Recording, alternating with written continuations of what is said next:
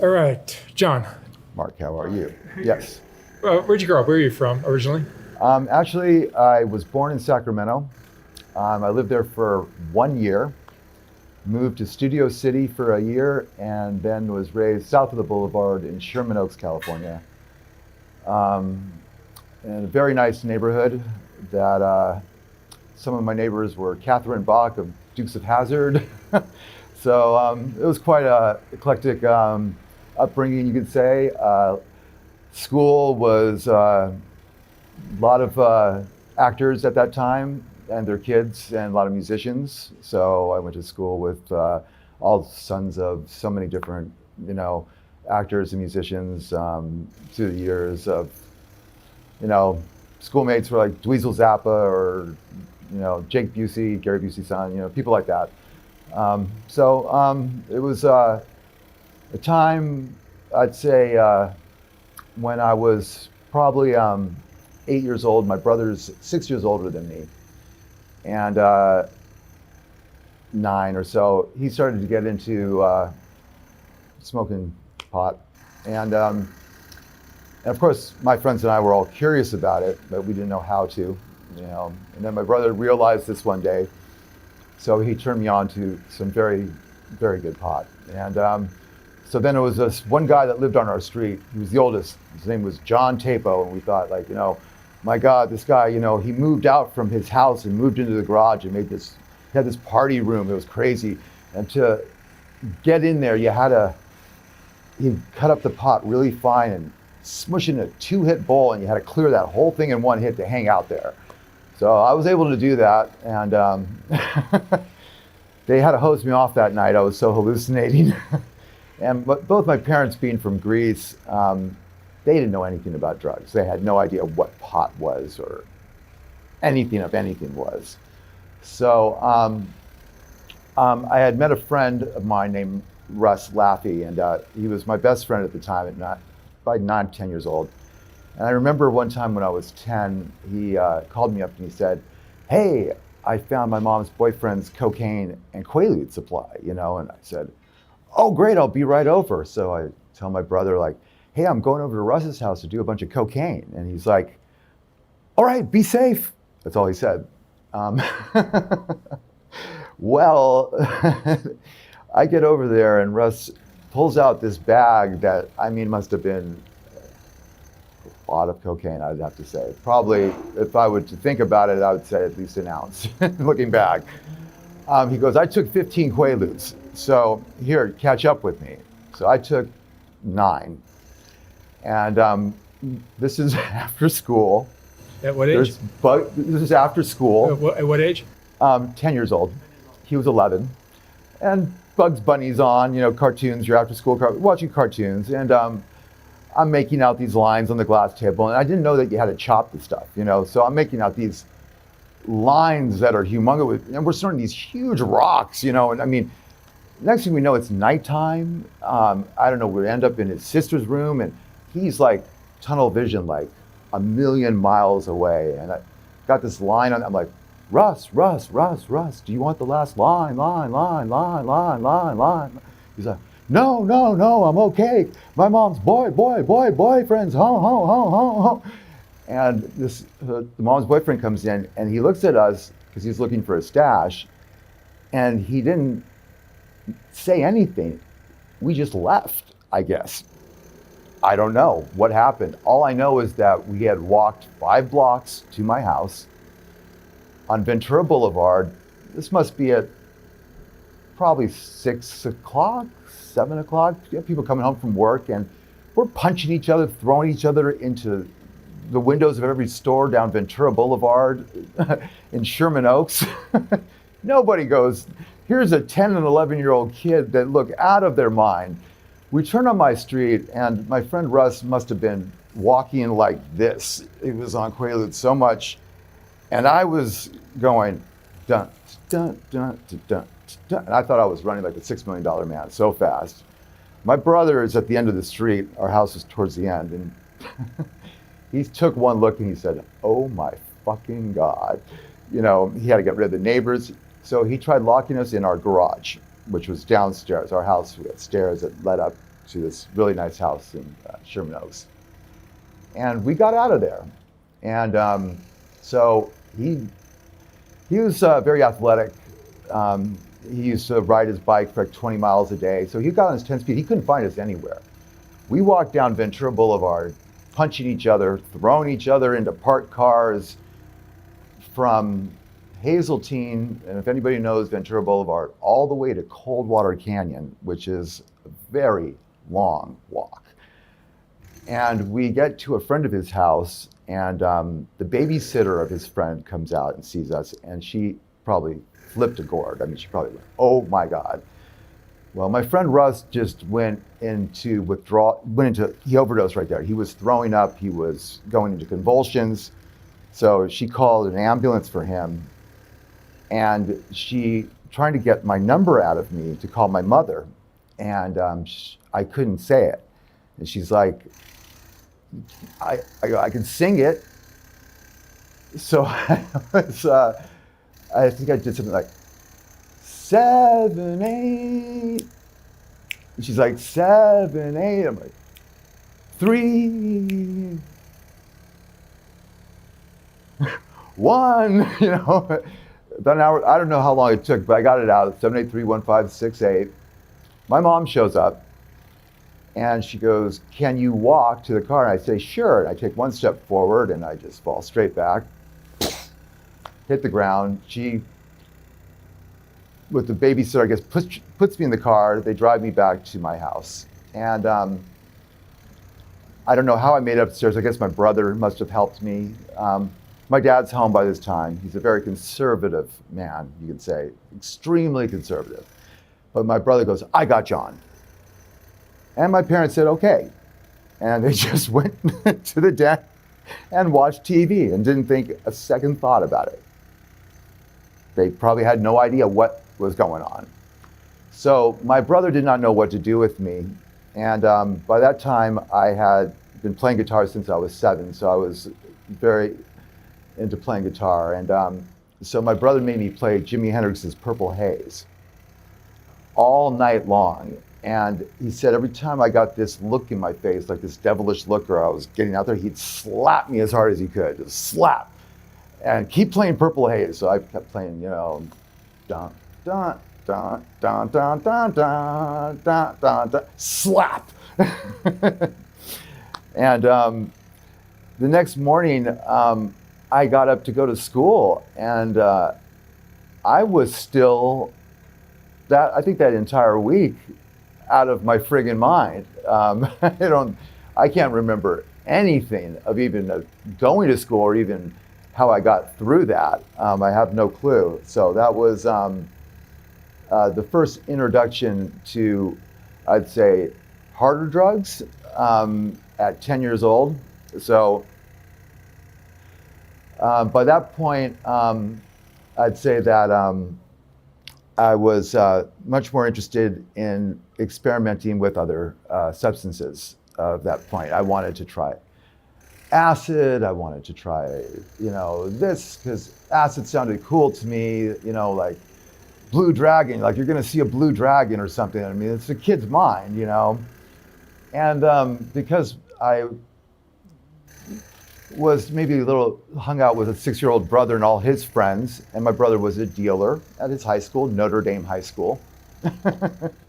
So this is already, got another light, that would be great. Notre Dame High School, so he was selling pot to all his friends.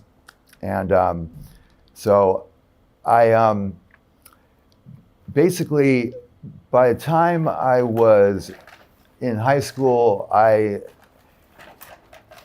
my friend that happened with, oh, thank you very much.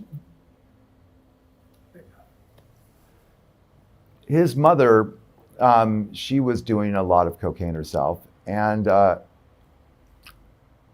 smoking cocaine became a big thing. So when we were, I'd say, he was 15, I was 14, we would take her bank card and clear her bank out of all the money to buy coke. So she stopped that by trying to maintain us on a half a gram day habit. But we would freebase with her, I would tell my parents, I'm going to go sleep over at Russ's house. Oh, okay, no problem. And we'd go to Russ's house, and his mom, Connie, would cook the cocaine up, and we were freebasing, and this went on all through high school. And we had, oh boy, we smoked a lot of cocaine, I'd have to say, at that time. So I had quite a habit going. This is freebase, not crack. No, this is freebasing it. Before crack took off. Yeah, before crack took off. My dad had moved up in the executive world, where now he was working for running an insurance company that he was president of, where he was, we were in the $1 million range of the family at that point. So my dad's wallet, he'd put above the refrigerator at night, and my mom would put her purse there, and each of them would have probably about $2,000, $3,000 in there. I'd just go and reach in there, and I'd take that money out, and I'd go score. And my dad would just go, to my mom, oh, Helen, I'm short, can you go to the bank and pull me out another $5,000? They didn't think anything of it. They didn't even notice it going on like that. So this went on all the way through art college, where I was just doing massive amounts of that. And that soon led to one of the people I was buying it from was heroin. They decided to, turn me on to that. And I thought, this drug made me ill when I first did it. I mean, it's like rat poison. I snorted it, I throwing up. But I thought, my guitar heroes all did this, and I thought, well, this is going to make you a better player. I mean, Jimmy Page and, Keith Richards and stuff. I mean, there's got to be something behind it, the reason why they're doing this type of stuff.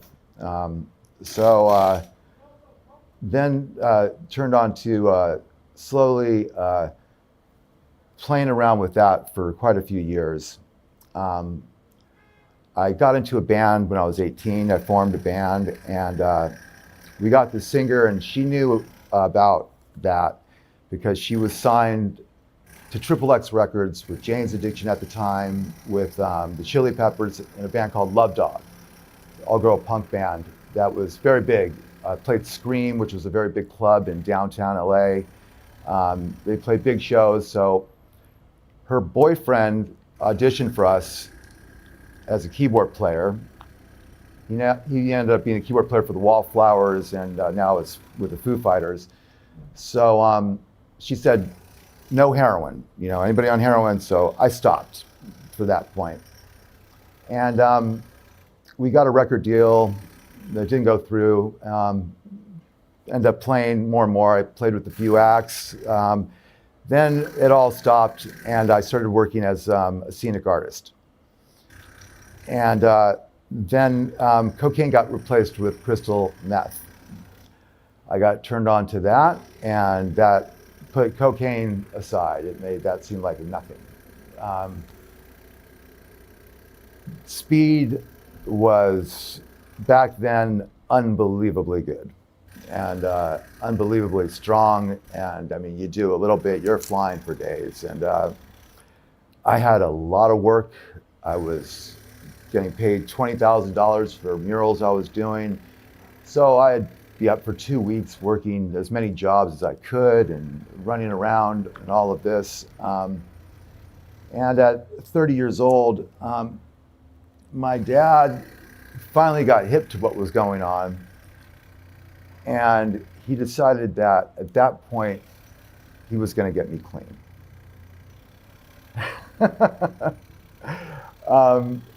I seem to have screwed up my whole career at that point, because I had a job doing these blue sky and cloud ceilings in this big mansion in Beverly Hills, and we were subcontracted with a lot of other people, and they just weren't paying me my second payment. And it got to be where it was a lawsuit situation. So I went to my dad. I said, hey, Dad, could you help me out with this? And I thought, this would be great. He can help me out with this. And And I had this, this time this heroin problem now. I'm strung out. So I thought, okay, I'll tell my dad, and maybe it's the right thing to do. Well, it didn't turn out to be the right thing to do. I don't know many 31-year-olds that get grounded by their fathers, but I did. So I went through a horrible period of time working different jobs for fine art packing houses and trying to keep this heroin habit. So I decided to go to a methadone clinic. And they started me on a maintenance program, and I had no idea what that meant at the time. And you're supposed to even get on maintenance, you're supposed to have proof that you've done heroin or been on methadone or something for a year. Well, I tried a detox program for 1 day, 6 months earlier. And they said, we're just going to slide on that. We're just going to, let you go ahead and get on the methadone maintenance program. How many milligrams do you want to start on? I go, I don't know. What should I start on? They said, we suggest 80. I'll put it this way. 5 milligrams of methadone is incredibly strong. 80 milligrams to get on methadone, the chances of getting off of that is not. You're going to be on that for life. It's so powerful.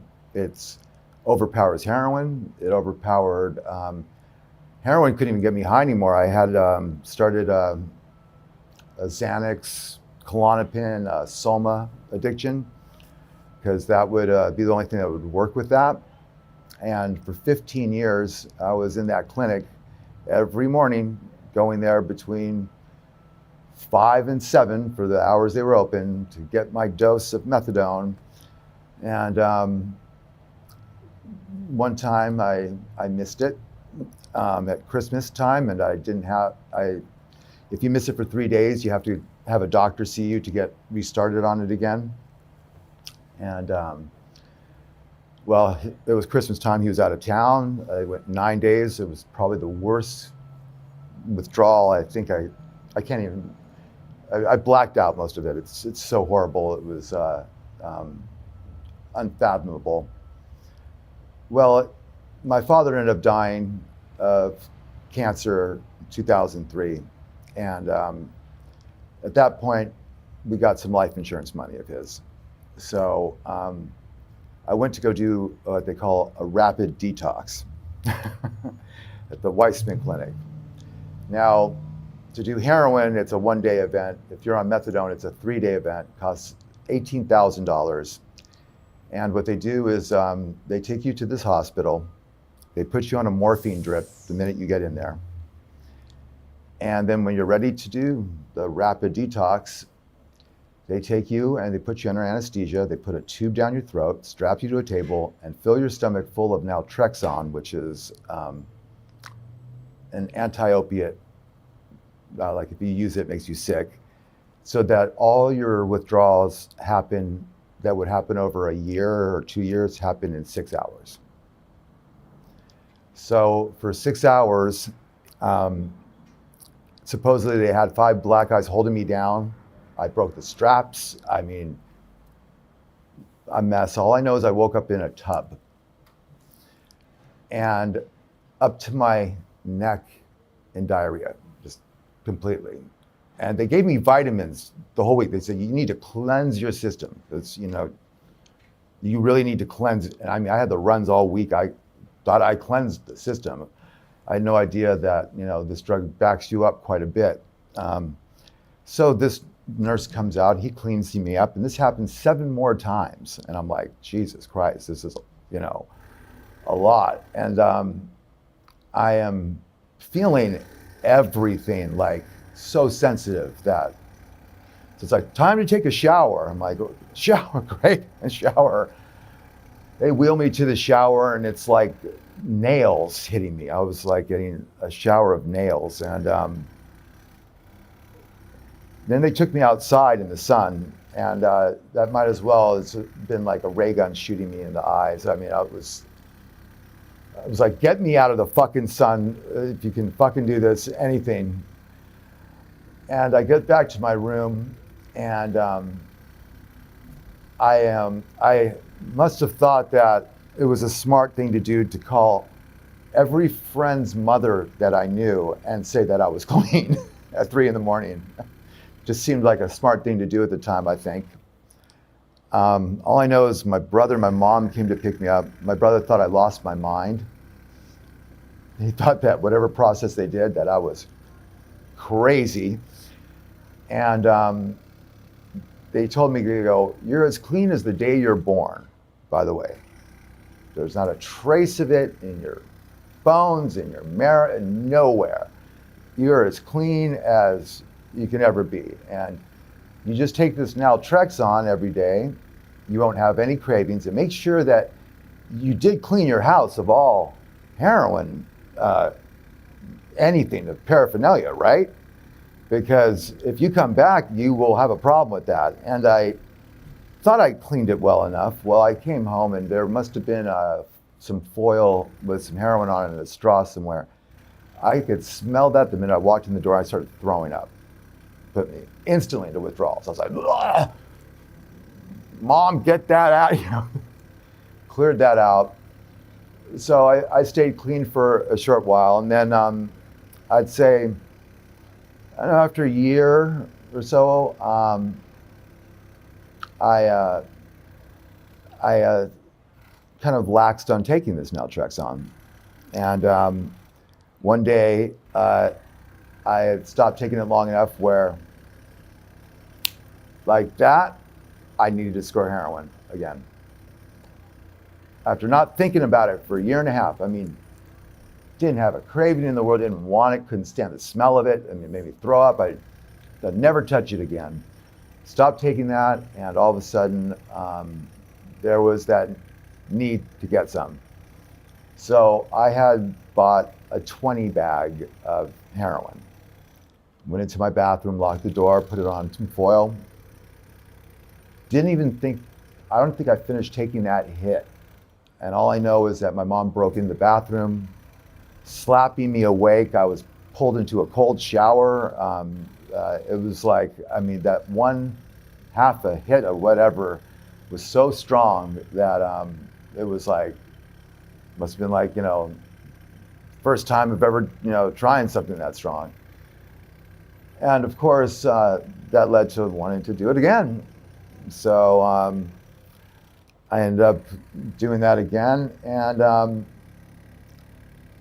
of course, my father thought helping me out of a good way was doing that, was telling all my clients that I was on drugs. Because he never was a big fan of art or music or anything like that. The way he was raised in Greece was, it's another story for another day. So I got blacklisted. So I just became, as I told him, I said, well, I'm going to be the best heroin addict you've ever met. And my father and I went, you know, clashed. That was before he died, but after he died, I just kept that going, that attitude. And I moved from smoking it to injecting it. And next thing I know, it's almost 35 years later that still to this day, I have a problem with it, and I try many different ways to get off. And it is after you hit 30 years of doing this drug,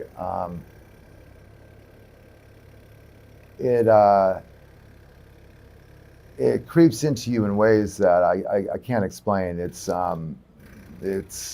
if it was easy for people, then everybody that ever got hooked on it would be able to get off of it. And everybody's reasoning for getting on that drug doesn't really matter. But once you venture into that, and whether you start off with doing Norcos or Oxycontins, and you can't get those anymore from a doctor, and you decide to try it, and you think that I don't need to use a needle, I could smoke this, and smoking it is okay, and you don't realize that you're signing on to a lifestyle of hell. Is the best way I can put it. It's an awful experience because this is not something that you can just use occasionally and say, oh, I'm fine. You need this to stay well. You don't get high anymore. You just do it to be normal. You do it so your nose doesn't run, so your eyes are not watering. You're not sneezing, machine gun sneezes in front of people and, getting very sick. So, I had to do, 4 shots before I came here so my hand wouldn't be shaking. It would be smooth, so I wouldn't be like that. Just to be able to talk about it. Interesting enough. And I told my girlfriend, make me some more, because I might need some to even talk about this. And she had them ready for me, but the Uber came and I just said, fuck it, I'll rough it. So this is roughing it for me, actually, right now. My nose is a little bit runny and I'm a little bit, would be at the point when I get home, I'll, be running to that for sure. How old are you now? I'm 52 years old. 52. And do you have any hope of ever getting clean from, is it heroin or fentanyl now? I don't use the fentanyl based stuff, and I have testers that you get from the needle exchange to not do that. I have been in this world for so long that I have been able to work so many different angles. I have done so much. I kept a moral standard that I wouldn't do certain things. I don't believe in stealing. I won't steal from anybody. I'm not a thief. I hate thieves. A lot of people, that's what they are first, and then they do heroin second. It seems to be their big thing is to steal from somebody or steal from some house or something. I would more or less got good connections at good prices and would be the middleman between people. You want to get an ounce, I can get it for you for $600. I could get the best heroin you've ever tried for less than $25 a gram, or $19 a gram. You cannot beat that. Just give me a little bit off the top. Now I'm on disability. I'm able to afford an amount that supplies me healthily at that. So to try to get off at this point, my girlfriend, I've been with her for 4 years. She was a heroin addict for many, many years. And with her life mate, who died it's now 6 years ago, his name was Jimmy Bain. He was a bass player for Dio. He never got off of it. He died while on tour on a boat. So she had gotten very sick, and she had COPD very bad, and she ended up kicking in the hospital. And she said, I never want to feel that again. So hasn't touched it since. So I get it, I give it to her, and she gives me my allotted amount each day, and she is trying to wean me down to a point where, and at that point, we really are kind of playing it by ear. We don't know what to do, really, to tell you the truth. I am not quite at the point where I want to stop, because there's certain things at 52 in my life that has not happened. I'm not particularly happy with where my life has gone and the things I've done and what I've not experienced and what I could have. So sometimes I just, want to just go into that nice warm place where I don't have to have any worries, any problems, no stress of nothing. I have a singer I've worked with for a long time. Her name's Morag, and she's fantastic. Her story is a story that is her own, and I won't even get into that. But she's very talented, but she will not want me to be on that in any way, shape, or form. She says that she can notice my playing is a tad off when I play. So if we're rehearsing, I won't do it when I'm with her. So if I go to her house for 3 days to play, I will just rough it. I will go through whatever I have to be able to write the songs we write, and play my parts the best I can. Whether my nose is dripping all over my guitar, I don't care, because I do play better if I'm not on it, and I do paint better if I'm not on it. Actually, I do everything better if I'm not on it. If I'm on it, my posture is different. My shoulders slouch in a different way. My language is a little different. If you know me well, my body movements, just, it's the littlest things, but you can pick up on it. You can see those things, and it's obvious as day. And I can see it in anybody else I come across. I know immediately. If I meet somebody, I know immediately if they're using or not. I can watch a television show and just go, that person's been using for 15 years at least. I mean, and it's an epidemic that's so funded by our government that they don't want anybody to get off heroin. It was a time when doctors could write scripts for you of Norcos or Oxycontin. Now, this hurt the cartel greatly. And even though the cartel may bring a lot of heroin over the border, 96% of it comes from Afghanistan. And it is funded by private armies with Gucci Kevlar in their beards, and they got the fields there, and they're for zinc, copper, and heroin. That's the main thing coming out of Afghanistan. That's why the war is never stopping there, because that heroin is coming there, and it's basically pure. It's the strongest heroin probably this city has ever seen. They have put runners out in every middle class, upper class neighborhood that you call somebody, and within 10 minutes, they're at your house delivering you whatever you want. That's how easy it is. You can just walk around and they will drive up next to you, and they can tell you're a heroin addict and say, here's my number, call me. And I'll bring it to you. That's how crazy it is.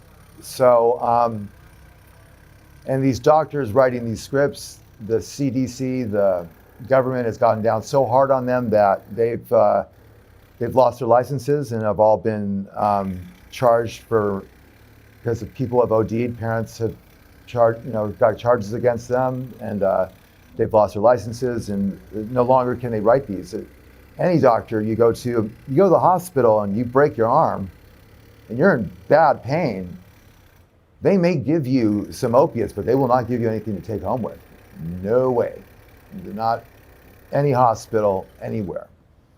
And after 35 years of using it, I have found myself in a lot of hospitals. Shooting heroin leads to abscesses, leads to many types of infections that I have had. I got surgeries. At one point, I got called from Santa Monica, UCLA, saying that I had 85 emergency room visits in 1 year for abscesses to be lanced. And when I talk about an abscess being lanced, I'm talking about the size of like a softball on my arm. I mean, it's, I have gone into the hospital one time at 41. They gave me a 10% chance of living. I was in septic shock. And that's somebody calling me on my phone. And I don't know how I made it through. A lot of faith and a lot of belief in that there's a purpose for me and a reason for me to be on this planet, that I lived. It's the only way I can think that I got through that situation. One time I was in the hospital with a blood infection poisoning that they said, we have no antibiotic that can cure this infection. I'm sorry, you're going to be here till you die. It could take a week, it could take 2 years. I was there in ICU, temperature of probably, I know they put me on ice. I was hallucinating. I mean, I was on my deathbed. There was no chance I was coming out. I was 34 years old. And I had taken over my dad's business at that time as an insurance broker. I was a teacher and an insurance broker, and I had hired an employee who's Armenian, and she went to this church, and it's called Saint Nectarios, the Saint of Healing. There's a bone in Armenia that supposedly is 2,000 years old, and it secretes oil once a year, and they mix it with holy water. This church opened up, and they had this holy water, and she brought it into me. She came in my room. I thought she was the devil. She was half purple and half green in her face, and she was holding my dead cat who was alive. And the whole time she's doing the cross on my wrists with the oil, my forehead. I didn't know this. I thought she was, it was maddening, like, what are you doing? She scared me. I thought she was the devil, and I didn't realize that my fever had reached a point where my blood was boiling. The next morning, I woke up on the second floor, and I was out of there. What I would really point out about this is that it is not glorious. It is not anything that, whether it's, to somebody who has lots of money can afford it, to your person out here on the street that's suffering for it, it's probably the worst thing that can ever happen to somebody, and it's not something to be proud of, and in no way, I hope anything I said glorifies it in any way, because it's not a glorified thing at all. It's actually probably one of the worst things that can happen to you in your life, and it brings nothing but wreckage, and it'll tear up every relationship, love you have, if you don't, eventually put this down. And I'm hoping that I will put this down. And at this point in time, I'm not there yet, but I have faith that I will get there. And I really hope that I do reach that point, because I don't want my ending to be that be my legacy, and that be, of all the talent I have, kicked out the door because I just needed to have dope. So, it's, whether you do it for 2 years or 25, it takes its toll. And, drugs seem like a fun thing, but alcohol, drugs, whatever you want to use, it's just not going to take you anywhere but down, and that's what a lot of people don't realize. And it's sad, because I see a lot of young people jumping into that because they haven't experienced anything in life. They want to experience, something. And, and it's the saddest thing to see somebody at 30 years old starting an addiction like that. And you just know, like, going, God, I'm 52, you have no idea what you just got yourself into. You just signed a deal with the devil. And that's what I consider it to be, pretty much. So, that's the moral of the story of that. That's the best I can say. All right, John, thank you so much for sharing your story. No problem. Super interesting. Thank you very much. You're welcome. Thank you.